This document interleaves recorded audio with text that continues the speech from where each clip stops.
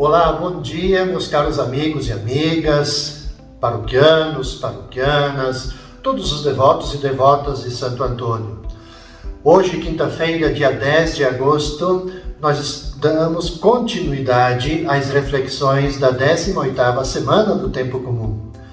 Dizer primeiramente que é uma alegria sempre estar com vocês, podendo levar essa mensagem do Evangelho, refletir junto, sempre com esse intuito de que as mensagens ajudem a gente a viver melhor a nossa fé cristã no nosso tempo e nessa realidade que tanto nos desafia. Hoje, então, caros irmãos e irmãs, nós celebramos na igreja São Lourenço, diácono e mártir. Eu já vou falar sobre ele. O evangelho que nós temos, então, para esta quinta-feira é de João, capítulo 12, versículos de 24 até 26. Disse Jesus a seus discípulos: em verdade vos digo, se o grão de trigo que cai na terra não morre, ele continua só um grão de trigo. Mas se morre, então produz muito fruto. Quem se apega à sua vida, perde-a. Mas quem faz pouca conta de sua vida neste mundo, conservá-la-á para a vida eterna. Se alguém quer me servir, siga-me. E onde eu estou, estará também o meu servo. Se alguém me serve, meu Pai o honrará. Claro que esse evangelho, caros irmãos e irmãs, é o evangelho próprio para esse dia de São Lourenço, porque vocês percebam que o evangelho está falando da doação, de morrer, do desapego, da doação ao máximo, porque São Lourenço teve sua vida, uma total doação e virou mártir da igreja do século III. De modo especial que eu quero falar hoje São Lourenço, que eu acho que merece da nossa parte uma pequena reflexão. Ele foi diácono da igreja de Roma, no tempo que o Papa Sisto comandava a igreja, isso no século III. A gente pode dizer que naquele tempo o diácono São Lourenço, pelo seu serviço que ele exercia em Roma, ele era a segunda figura dentro da hierarquia eclesiástica, logo após o Papa. E era muito natural, segundo a sua biografia, que ele viesse a suceder o Papa Sisto. Sendo os diáconos, na época, os grandes conselheiros e colaboradores do Papa, num serviço que é muito próximo que nós temos hoje, os cardeais, o diácono, São Lourenço, ele administrava os bens da igreja. Ele dirigia a construção dos cemitérios, ele era responsável por receber as esmolas, conservava, enfim, os arquivos. E, em grande parte, dependiam dele também o clero romano, os confessores da fé, as viúvas, os órfãos e os pobres. E ele tem uma história muito importante, porque quando o imperador mandou Lourenço entregar os bens da igreja, o que faz o Lourenço? Ele se apresenta então diante do juiz com os pobres de Roma e declara: aqui estão todos os tesouros que a igreja possui, que são os pobres. O cuidado da igreja para com os pobres. O juiz, ele mandou então imediatamente, irritado, torturar e executar o Lourenço. A sua paixão, a sua história da paixão, narra que, intimado a sacrificar aos deuses, ele respondeu: ofereço-me a Deus em sacrifício de suave odor, porque um espírito contrito é um sacrifício para Deus. Tem alguns escritos que permitem introduzir aqui um certo gracejo de Lourenço. Conta a história, dentro desses diversos escritos, que no meio do tormento que Lourenço enfrentava, ele teria dito ao seu carrasco: vira-me, pois deste lado eu já estou bem assado. O Papa San Damaso, ainda no século também III, escreveu na inscrição, que mandou colocar na basílica que lhe é dedicada, é de São Lourenço. Só a fé de Lourenço conseguiu vencer os flagelos do algoz, as chamas, os tormentos e as cadeias. Damaso suplicante enche de dons estes altares, admirando os méritos do glorioso mártir Lourenço.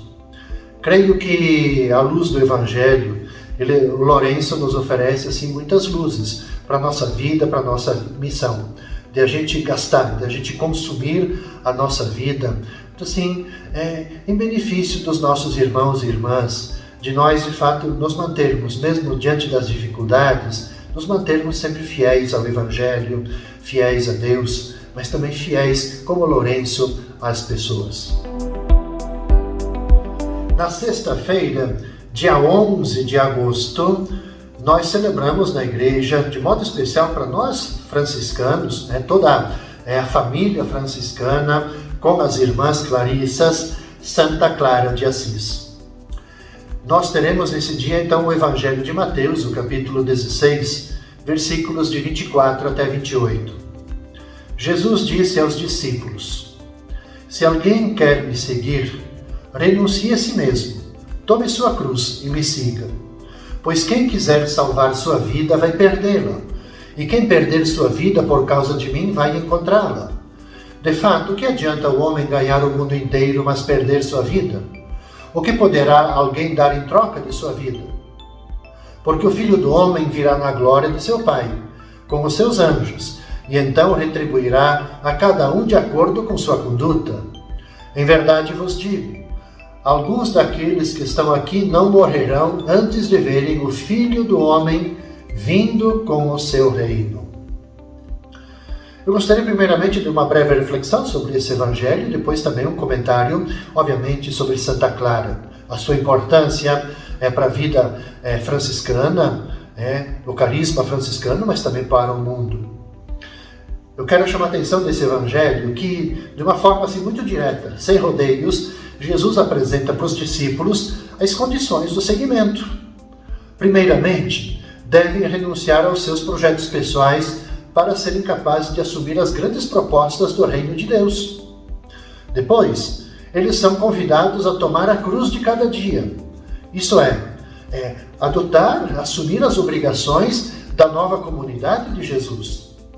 O amor, a solidariedade, a fraternidade, essas são as grandes obrigações. Não se trata de buscar a cruz em si mesma. Ela aparece na vida do discípulo como consequência dessa escolha, que é lutar exatamente pela implantação da justiça, do bem, do amor no mundo. Enfim, penso que o apelo para seguir o Mestre Jesus é nas intenções e também nas obras. E toda a atitude, toda a opção do discípulo tem que ser no sentido da relação com o Mestre.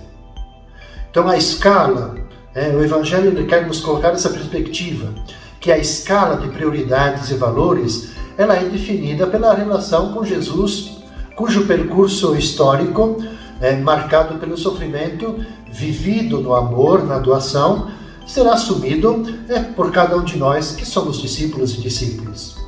Então, nós experimentaremos o paradoxo daquilo que propõe o Evangelho, de perder para encontrar, de morrer para viver.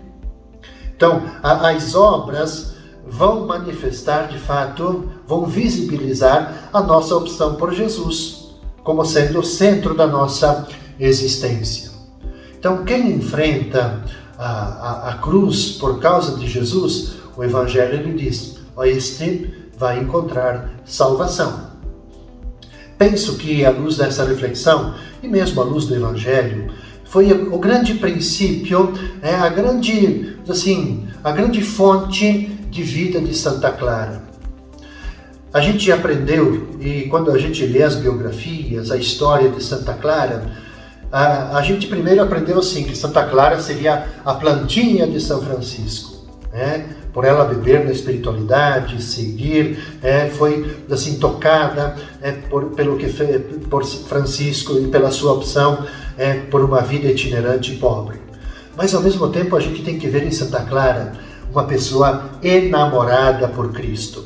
Só uma pessoa enamorada por Cristo é capaz de assumir a radicalidade do Evangelho. Vale para nós, para cada um de nós também. O Exupéry, o Santo Exupéry, ele escreveu algo que talvez se assemelhe muito com Santa Clara. Ele faz uma analogia dizendo o seguinte, que amar não quer dizer olhar um ao outro, mas olhar juntos na mesma direção. Por que eu chamo a atenção disso? Porque muitos biógrafos tentam estabelecer que havia uma relação entre São Francisco e Santa Clara. E Exupéry, ele nos faz, a partir dessa sua frase, desse seu pensamento, de nós olharmos de que Clara e Francisco, na verdade, eles não passaram a vida olhando um ao outro, mas estando bem juntos. Se nós olharmos a vida deles, eles trocaram poucas palavras, quase só referidas quando a gente vai nas fontes franciscanas. Por que eu digo isso? Porque havia uma estupenda discrição entre eles. Tanto que o santo, às vezes, era amavelmente reprovado pelos irmãos por ser demasiado duro com Clara. Então, o que eu quero dizer com isso? À luz da provocação de Exupéry, que em lugar de olhar um ao outro, Clara e Francisco, eles olharam para uma mesma direção. E se sabe qual foi a direção que eles olharam? Eles contemplaram o mesmo Deus. Eles foram capazes de contemplar o mesmo Senhor Jesus. Contemplaram o mesmo crucificado, a mesma Eucaristia. Mas a gente pode dizer assim, de ângulos, quem sabe, diferentes, com dons e sensibilidades próprios. O dom, a sensibilidade masculina de São Francisco, os dons e a sensibilidade, o ângulo de Santa Clara, o feminino. Eu penso que quando eu celebro Santa Clara, São Francisco, não sei se vocês, caros irmãos e irmãs, tiveram a oportunidade de assistir o filme Francisco e Clara, de Fabrizio Costa. Esse filme ele foi uma série, na verdade, televisiva na rede italiana, na TV Rai. Acho que foi 2018, 2019. Há uma cena, se vocês tiverem oportunidade, por favor, vejam, bem no início do filme, que para mim ela é emblemática. É uma espécie, eu diria assim, de chave de leitura de toda a história de Francisco e Clara. Francisco, nessa cena, está caminhando em um prado. Clara segue Francisco,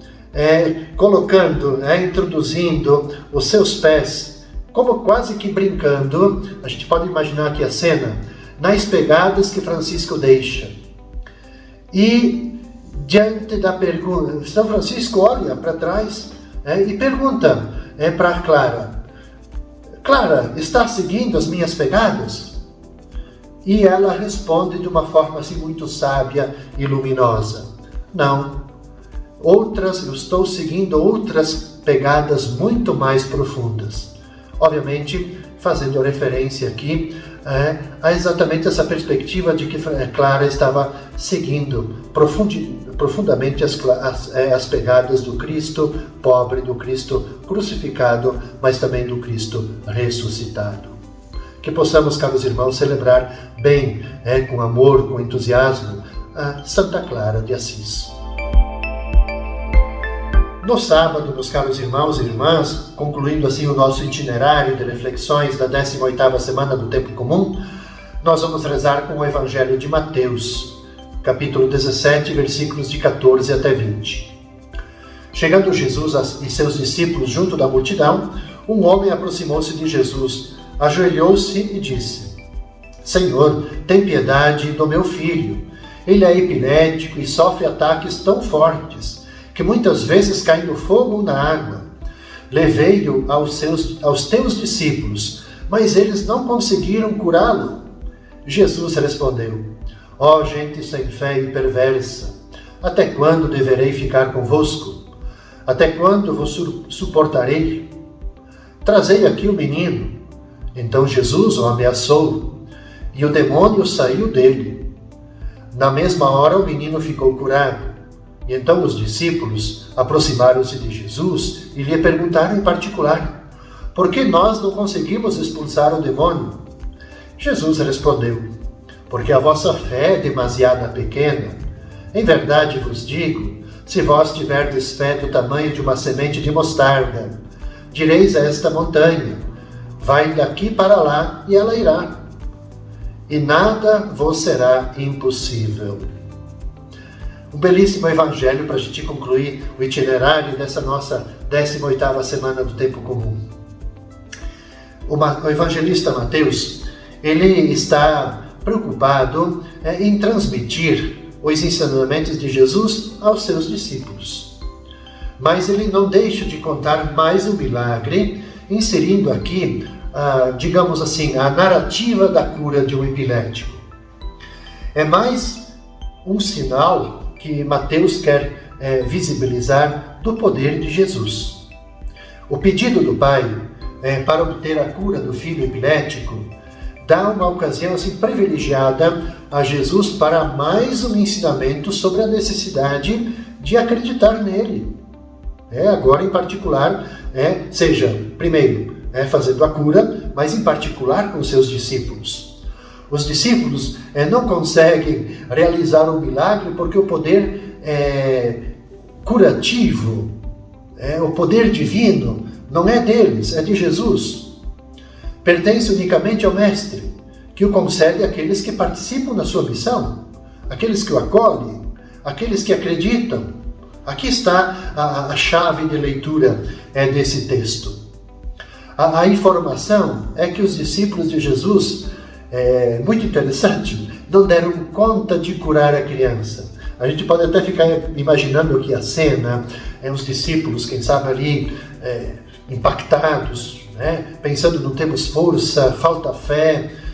Por que não puderam, a gente se pergunta. O Evangelho, obviamente, vai dizer, a razão é a falta de fé dos discípulos. E pela explicação de Jesus, não se tratava de uma fé, isso também é bom para nós entendermos, não se trata aqui de uma fé extraordinária.